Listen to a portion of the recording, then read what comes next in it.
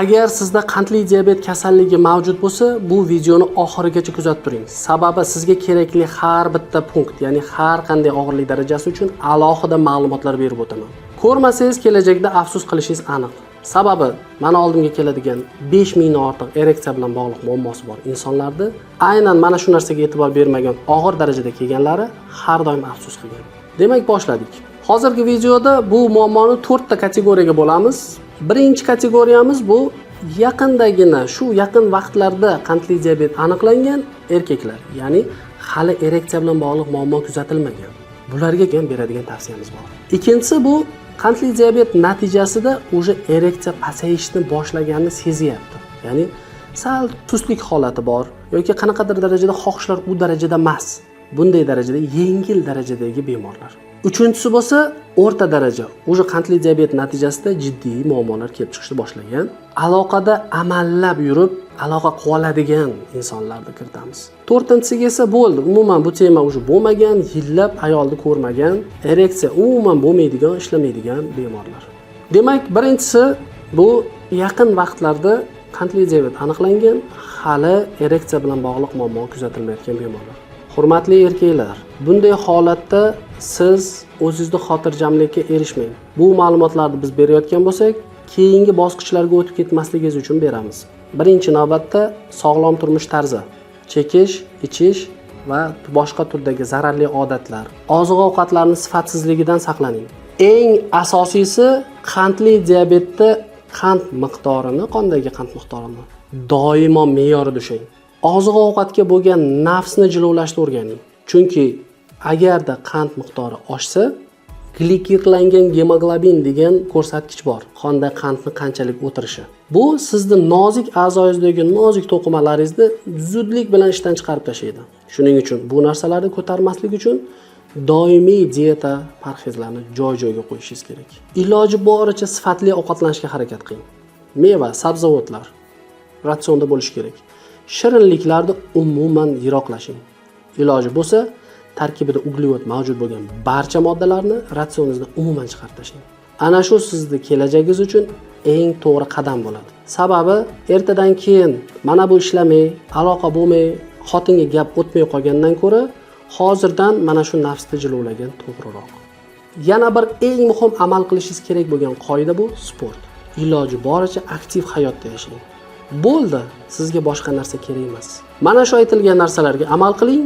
Doimiy ravishda o'zingizdagi holatni monitoring qilib boring, analizlaringizda va agarda zarracha bo'lsa ham qanaqadir kamchilik sezdingizmi, albatta endokrinolog hamda androlog shifokorga murojaat qiling.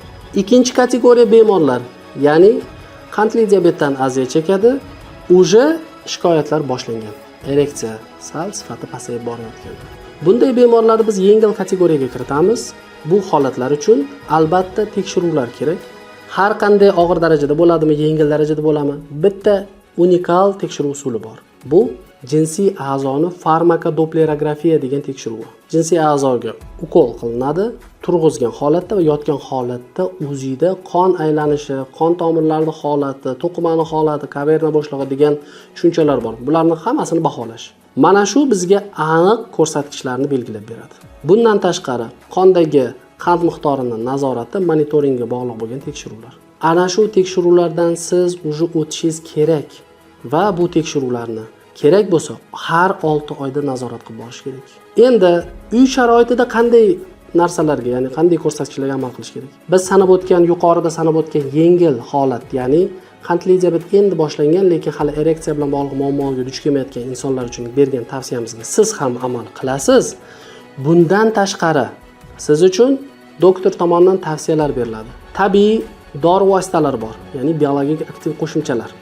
Kerakli antioksidant komplekslarni o'z ratsioningizga qo'shishingiz kerak bo'ladi. Bu albatta shifokor tomonidan tavsiya etiladi. Bundan tashqari, agarda ereksiya jarayonidan qoniqish hosil bo'lmayotgan bo'lsa, siz faqatgina butun dunyoda hozirgi kunda yengil darajasi uchun tavsiya etilgan dori vositalari bor maxsus. Viagra va shunga o'xshash, siz uchun tushunarli bo'lishi uchun sildenafil, tadalafil va shunga o'xshash guruhga kiruvchi dorilardan aloqa vaqtida foydalanib turishingiz mumkin. Bu dunyoning standarti. Endi yana bir siz uchun yangiligim bor. hozirgi kunda yuqori texnologik rivojlanish meditsina sohasida bo'layotganligi natijasida PRP terapiya amalga oshirish siz uchun unikal yana bitta yechim hisoblanadi. Bu nima? O'zingizni qoningiz olinadi, tarkibidagi trombotsitar massa deyiladi biz tilda. Kerakli qismi bor. Shuni ajratib, maxsus shpritsga olinadi va jinsiy a'zoga как ukol sifatida yuboriladi. Bu narsa siz uchun regeneratsiya, ya'ni yoshartirish, jinsiy a'zodagi holat, to'qimalarning holatini yoshartirib beradi. Albatta zo'r yechim. Xo'p, keyingi kategoriyamiz qandli diabet bor, ereksiya уже yomon holatga kelib qolgan.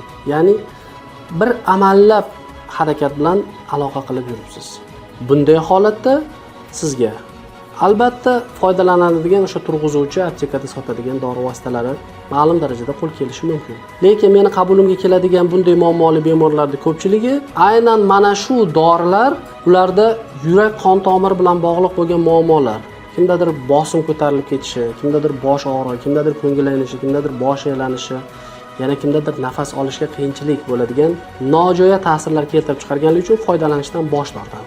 Buni natijasida ular uchun keyingi yechim qoladi. Ya'ni o'sha hozirgi yuqoridagi kategoriyada ta'kidlaganimdek PRP terapiya, maxsus yoshartiruvchi aynan kerakli trombotsitar suyuqlikni olib jinsiy a'zoga yuborish. Bu turli xil darajada har xil holatda kuzatilishi mumkin. Mana 3 ta seansda bo'ladi.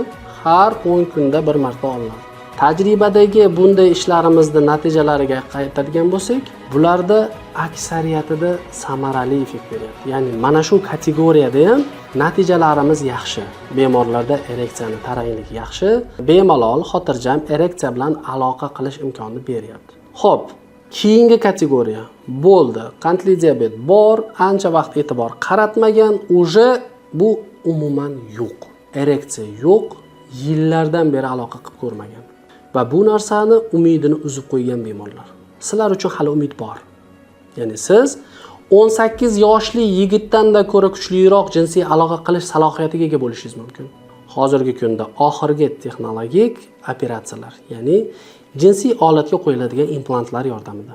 Tajribamiz davomida hozirgi kungacha 500 ga yaqin bemorga jinsiy a'zoga implant qo'ydik. Bularni eng ahamiyat beradigan joyi 70 va undan ortiq protsenti qandli diabetdan aziyat chekayotgan bemorlar. Ko'ryapsizlarmi? Sizlardagi qandli diabetni oxiri nimaga olib kelyapti? Va bunday holatda implant eng unikal yechim. 100% lik ereksiyani ta'minlab bera oladi. Shuning uchun hozirgi 3 va 4 kategoriya uchun oxirgi yechim sifatida implantni keltirishimiz mumkin. Implantlar ikki xil ko'rinishda bo'ladi. Bir komponentli, 3 komponentli. Bir komponentli implantlarda hozir animatsiya tarzida ko'rsatamiz sizlarga. Maxsus silikon yoki turli xil darajadagi metal materiallardan tashkil topgan konstruksiya bo'ladi. Bu o'zi mustaqil egilib, mexanik tarzda to'g'irlash imkonini beradi. Qo'l bilan boshqariladi. Implant operatsiyasi taxminan 40-50 minut atrofida davom etadi. Og'riqsiz, hech qanday boshqa qo'shimcha muammolarsiz bo'ladigan operatsiya jarayoni. Faqatgina bu operatsiyani o'tkazish uchun kerakli tekshiruvlar, ya'ni aynan aytib o'tgan farmakodoplerografiya tekshiruvini qilishlik joiz. Buni qo'ygandan keyin siz 1-1,5 oy kamida vaqt o'tgandan keyin уже bu muammongizga yakun yasaysiz. Har qanday darajadagi ereksiya bilan bog'liq muammolar yechiladi. Bemalol jinsiy aloqa qila olasiz. Eng qizig'i, xohlagan vaqtingiz va xohlaganingizcha mana shu konsepsiya bo'yicha ishlaydi. 3 komponentli implantlar. Bular yanada mukammalroq, bir komponentliga nisbatan tabiiyroq konstruksiyaga ega. 3 ta qismdan iborat bo'ladi. Birinchisi silindrlar, ikkinchisi rezervuar, suyuqlik turuvchi qism hamda uchinchisi bu manjet, knopka. Suyuqlikni gidravlik manfiy bosim harakati hisobiga ishlaydi. Ya'ni kerakli vaqtda siz knopkani bosasiz, ereksiya paydo bo'ladi, jinsiy a'zo turadi. Xohlaganingizcha aloqani qilasiz, bo'ldi. Aloqani nihoyasiga yetkazganingizdan keyin knopkani bosasiz, yana o'zi mustaqil avtomatik tarzda yotadi. Unikal yechim. Xulosa qilib aytganda, qandli diabetda ereksiyani sifatli ushlab yurish uchun har doim qondagi qand miqdorini me'yorida ushlab yurishimiz kerak. Ereksiyani monitoring qilishimiz kerak. o'zingizda bir marta bo'lsa ham jinsiy a'zoni ishlash holati haqida tushunchaga ega bo'lishimiz kerak va o'sha sizda muammo kuzatilayotgan bo'lsa, unga yechim sifatida quyidagi sanab o'tganlardan birini o'z vaqtida yengilroq darajasida chiqib ketishga harakat qilishimiz kerak. Xo'p, umuman jinsiy a'zo turmayotgan erkaklar uchun hozirgi oxirgi sanab o'tgan ma'lumotlarim qiziqarli bo'lishi mumkin. Buni siz to'liqroq ma'lumotini quyida raqamlar qoldiriladi, ana shular orqali bilib olsangiz bo'ladi.